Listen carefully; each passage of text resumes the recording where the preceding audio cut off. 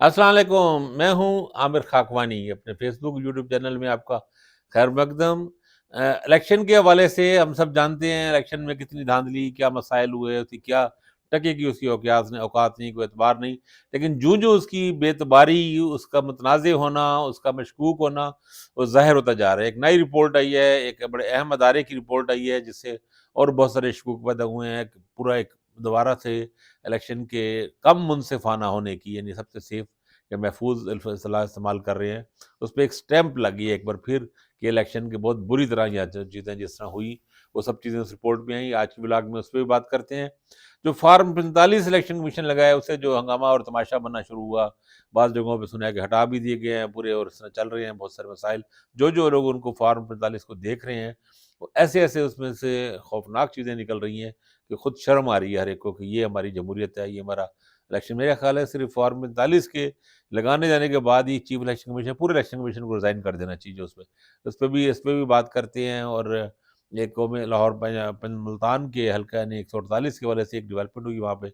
ज़िमनी election होने जा रहा है वहाँ पे, और वहाँ पे मुस्लिम लीग नून और पाकिस्तान पीपल्स पार्टी की सीट एडजस्टमेंट की बात भी हो रही है। और ये ज़िमनी इलेक्शन होने क्यों जा रहा है? वहाँ पे जो रिज़ाइन कर रहे हैं वो कहाँ जा रहे हैं? क्या पोज़ीशन लेंगे? उस पे भी बात करते हैं। जो नए दोस्त दे रहे हैं उनसे दरख्वास्त है कि चैनल को सब्सक्राइब करें, अपने हलकों में दोस्तों में मुतारफ़ करें। आपको अच्छा लगे तो उसको लाइक करें। उसपे वो जो एक ट्रेडिशनल तरीका होता है कि बेल आइकॉन पे भी क्लिक करें ताकि आपको ऑल नोटिफिकेशन मिलते रहें। बहुत शुक्रिया। पिलडार्ट एक मारूफ अदारा है, आप जानते हैं। अगरचे अगरचे आम तौर पे पिलडार्ट के अहमद बिलाल महबूब साहब पे और कुछ लोगों पे वाकई उनका एक ख्याल तासर उनके बारे में ये है कि थोड़ा सा ये प्रो नून लीग है। तो मसलन एंटी पीटीआई और एंटी इमरान खान तो वो है ही। अहमद बिलाल साहब की जो आरा आती रहती हैं वो हमेशा पीटीआई के खिलाफ ही होती हैं।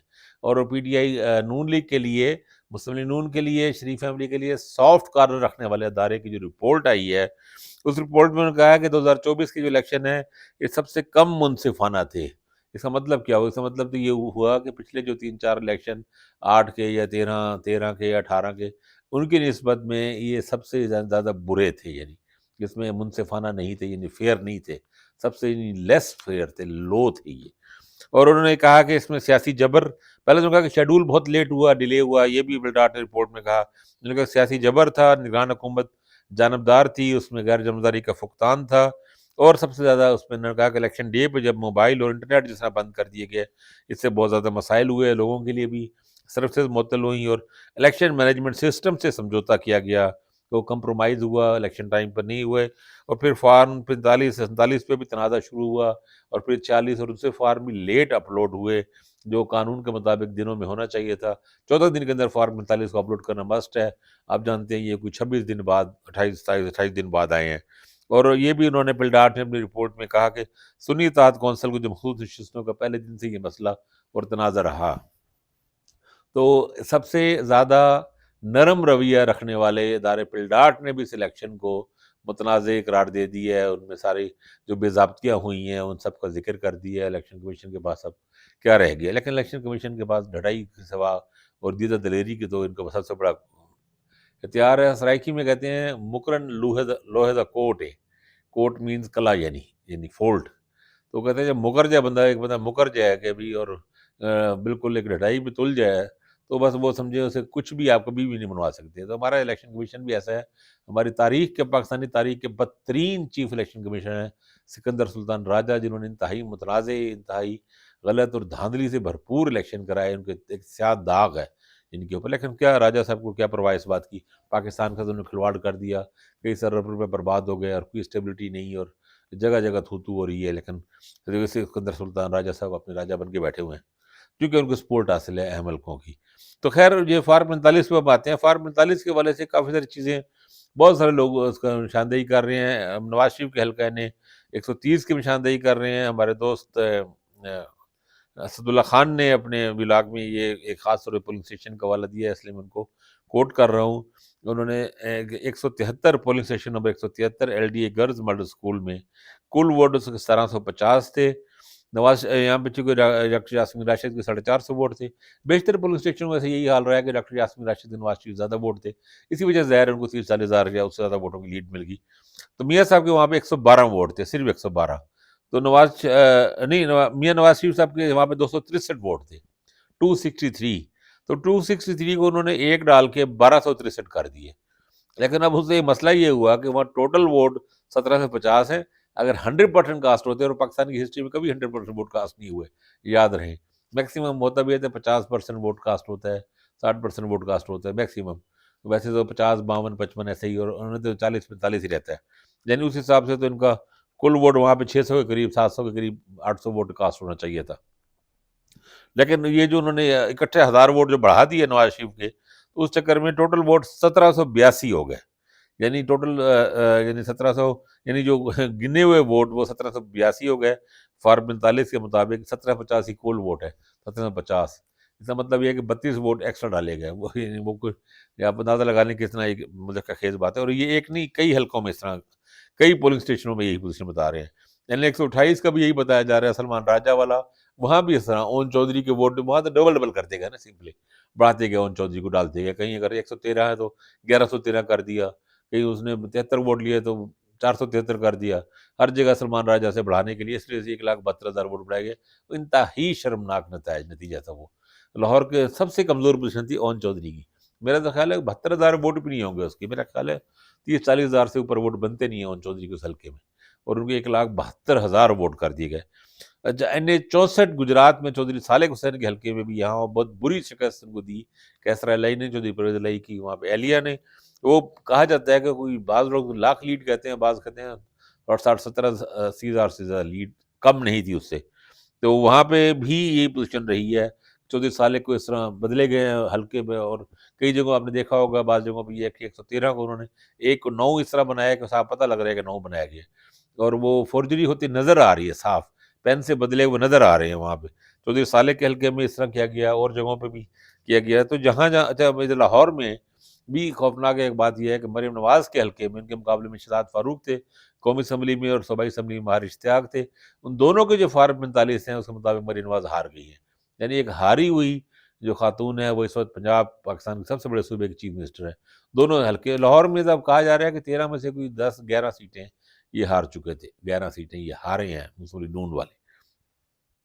اور بھی جہاں جہاں سے میں بتا رہا ہوں، خواجہ آصف کے حلقے سے بھی اس طرح کے رزلٹ آ رہے ہیں، جہاں جہاں سے بھی چیزیں آ رہی ہیں، عمر خان سے بھی ایون آ رہی ہیں، اب تو کہا جا رہا ہے عمر خان سے کہ مختوم احمد محمود نے اپنی تینوں بیٹوں کی تینوں سیٹیں جو ہیں، 2 بیٹے اور 1 بھتیجے کی سیٹ، تینوں سیٹیں خریدی ہیں، بعض لوگ تو کہہ رہے ہیں کہ بہت بڑی رقم دے کے، میں رقم ہمارے پاس ظاہر ثبوت نہیں، ہم وہ بات نہیں کر رہے، لیکن یہ ضرور ہم کہہ رہے ہیں کہ وہاں پہ بھی فارم 45 کے مطابق نتائج متنازع ہیں، ان کو بھی دیکھنا چاہیے، چیک کرنا چاہیے کہ وہاں پہ تاثر یہی ہے لوکل مقامی کارکنوں کا، صحافیوں کا، لوگوں کا خیال یہی ہے کہ یہ الیکشن جیت چکے تھے، یہی باولپور کے حلقے میں ہے، وہاں پہ سارے جو پہلے ٹی وی پہ جو نتائج چلے اور اس کے بعد بھی جو لوگ چلتے رہے کہ بڑی لمبی لیڈ تھی وہاں پہ، جو سبیلہ چودھری کے وہاں پہ ایم پی رہے ہیں پہلے، اور وزیر بھی رہے ہیں، پی ٹی آئی کے کینڈیڈیٹ تھے وہاں پہ، لیکن ایسا نہیں ہوا، اور پھر بعد میں چنڑ صاحب کو وہاں سے جتوا دیا گیا، اور جگہوں پہ بھی بہت سی جگہوں پہ ایسے ہی فارم 45 ہیں، فارم 45 اب اپلوڈ ہیں، آپ لوگ بھی تماشا دیکھنے کی خاطر، مزہ لینے کی خاطر اپنے علاقے کے جا کے دیکھیں اور وہاں پہ چیک کریں، اور پھر کبھی آپ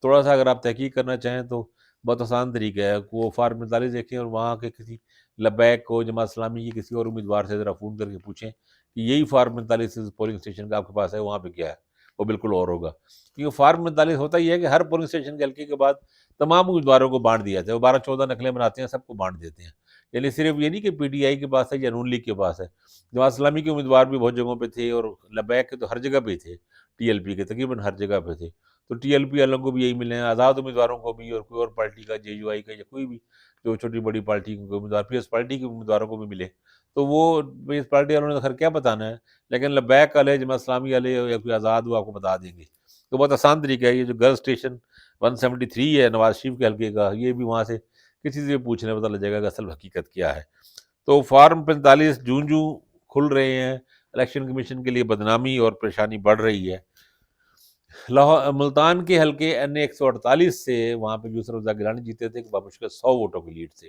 اور وہ بھی کہہ رہے ہیں کہ وہ الیکشن ہار گئے تھے، وہ سیٹ پہ خیر اب وہ سینٹ بتایا جا رہا ہے کہ وہ سینٹر انہوں نے ریزائن دیا تھا، سینٹ سے حلف اٹھایا تھا یہاں قومی اسمبلی کا، کیونکہ تاکہ پھر اس کے بعد الیکشن ہو سکے، نہیں تو حلف نہ لیتے تو شاید سیٹ خالی رہ جاتی پورا ٹینیور، تو وہ خیر اب وہ دوبارہ سینٹر منتخب ہوں گے، میرا خیال ہے قومی اسمبلی سے ہی منتخب ہوں گے، اور چیئرمین سینٹ کے لیے پیپلز پارٹی کے امیدوار بنیں گے ایسا لگ رہا ہے. تو وہاں پہ سیٹ ایڈجسٹمنٹ اب ہوئی ہے نون لیگ اور پیپلز پارٹی کی. اور وہاں پہ ایک اور فیصلہ بہت ہی ایک شرمناک سا فیصلہ ہے, افسوسناک فیصلہ ہے.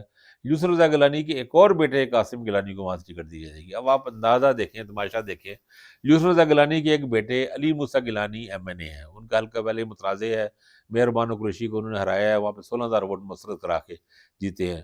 ایک دوسرے بیٹے عبد القادر گیلانی بھی ایم این اے ہیں, وہ بھی خیر سیٹ ملتان سے جیتے. ایک علی حیدر گیلانی ان کے صاحبزادے, وہ ان کے صوبائی اسمبلی کے ہیں, اور کہا جا رہا ہے کہ صوبائی وزیر ہوں گے یہ, اگر جب بھی وزارت ملی تو یہ ان کی وزارت پکی ہے, یا پارلیمان لیڈر ہوں گے پی ایس پارٹی کے وہاں پہ. اب جو چوتھا بیٹا, ایک بیٹا بچا ہوا تھا, اس کو بھی قاسم گیلانی کو بھی یوسف رضا گیلانی میں وہ اپنی جگہ پہ وہاں اس حلقے الیکشن ٹکٹ دے رہے ہیں. نون لیگ بھی اس پہ, نون لیگ کے احمد حسن ڈھیر تھے, وہ ہار گئے الیکشن سے, مطلب ڈھیر صاحب کی چھٹی ہو گئی اور اب ان کا کوئی چانس نہیں ہے. تو سوال یہ ہے کہ کیا پی ایس پارٹی کا کوئی کارکن نہیں ہے پورے ملتان میں؟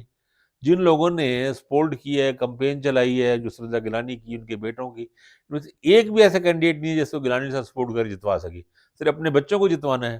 تو یہ کہاں کی موروثی سیاست کی سب سے گندی بدترین بھونڈی گھٹیا شرمناک شکل ہے کہ آپ خود تو چیئرمین سینٹ بن ہی جائیں گے, اپنے 4 بچوں کو چاروں کو آپ اسمبلی میں پہنچانا چاہتے ہیں. تو یار مطلب کوئی تھوڑا سا کوئی احساس کرے, کہ خوف خدا کر لے. کیا سب کو اپنے سب سیاست اپنے گھر میں سب سمیٹ لینی ہے آپ نے؟ آپ کے 2 بیٹے ایم این اے ہیں خیر سے ماشاءاللہ, ان میں سے کوئی میرے خیال ہے کوئی, جب بھی اس پارٹی نے وزارت لی اگر شامل ہوئی تو کوئی نہ کوئی وزیر بھی بن جائے گا. ایک بیٹا ایم پی ہے, اور بس ٹھیک ہے, بس بہت ہو گیا. خود آپ چیئرمین سینٹ بننے جا رہے ہیں, اتنا بڑا عہدہ آپ لینے جا رہے ہیں, تو کچھ تھوڑا سا کوئی جمہوریت کا یا کوئی نام تو نہ, ایک شرمناک بالکل رویہ ہے ان کا. ویسے ویسے میں دیکھا ٹی وی چینل پہ چل رہا تھا کہ اب ان جیت یقینی ہوگی. بھائی بالکل جیت یقینی نہیں ہوگی. وہاں پہ بیرسٹر تیمور نے ہی کلوز ووٹ لیا, ڈھیر صاحب تو بالکل سائڈ پہ تیسرے نمبر پہ چلے گئے تھے. بیرسٹر تیمور مہر نے جو ووٹ اتنے کلوز لیے ہیں, 100-150 ووٹوں کا جو فرق پڑا ہے وہ اسی کا پڑا ہے, اور ان کے کئی ہزار ووٹ مسرت ہوئے ہیں. تو کوئی بعید نہیں ہے کہ وہاں پہ سرپرائز ہو, اور میں امید کرتا ہوں اور دعا کرتا ہوں اللہ کرے وہاں کے ووٹر بھی اس پہ اپنا ریئیکٹ کریں یوسف رضا گیلانی کی اس شرمناک غیر جمہوری طرز عمل پہ, اور ان کو ایک شکست دے, ان کے بیٹے کو شکست فاش ملنی چاہیے تاکہ ان کو سبق ملے. ان سیاستدانوں کو کہیں تو کچھ سبق ملنا چاہیے. جہاں بھی مروثی مطلب کہ ایک چلو آپ مان لیتے ہیں, چلیں جی ایک باپ نے اپنے بیٹے کو ایم پی اے پہ کھڑا کر دیا, اپنی نسل کو سامنے لا رہے ہیں, پر یہ بھی غلط ہے. میں اس کے بھی میں حق میں نہیں ہوں کہ اسد قیصر خود ایم این اے ہیں وہاں پہ سوابی سے, اور اپنے بھائی کے لیے انہوں نے کوشش کی اسپیکر بنوانے کی, اسپیکر تو نہیں بنا, اب ان کو عاقب اللہ خان وہاں سے صوبائی ایم پی اے بنے, صوبائی وزیر بن رہے ہیں. تو یہ کوئی بہت ہی ایک خوشائند رویہ نہیں ہے. ایون شاہ محمد قریشی کا بھی اپنے بیٹے کو بھی اور بیٹی کو بھی, چلو اس دفعہ تو مجبوری ہو گئی کہ خود وہ جیل میں پڑے ہیں تو ان کی بیٹی نے آ کے کمپین کی, لیکن بہرحال آپ اپنے کسی ایک آدھ دلو بچے کو لے آئیں, لیکن یہ تو کیا سب کو سیٹیں دلوا کے اور وہ کرا کے ان کو پولیٹیکل کمپین کروائیں نا, ان کو نیچے سے گراس روٹ لیول سے ان کو تجربہ دلوائے. تو یہ طریقہ غلط ہے, یہ سب غلط ہو رہا ہے جو بھی ہو رہا ہے. بہرحال ہمیں اس پہ احتجاج تو کرنا چاہیے, بات تو کرنی چاہیے. اپنا خیال رکھیے گا, اللہ حافظ.